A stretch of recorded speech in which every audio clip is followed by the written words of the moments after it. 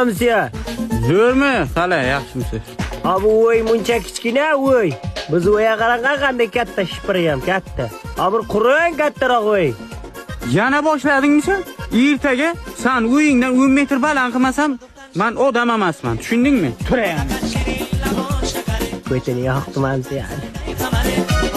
Men uyimni ko'ryapsizmi? Ana shu uyni buzish kerakda, qaytadan qurish kerak. Hamsa ham uyini ko'ryapsizmi?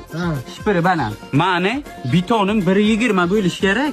Shipir 6 metr bo'lish kerak. Hamsayankidan baland bo'lish kerak. O shamolda yiqiladi bu. Menga po'xo'y, qiziqtirmaydi. Hamsayankidan baland bo'lsa bo'ldi.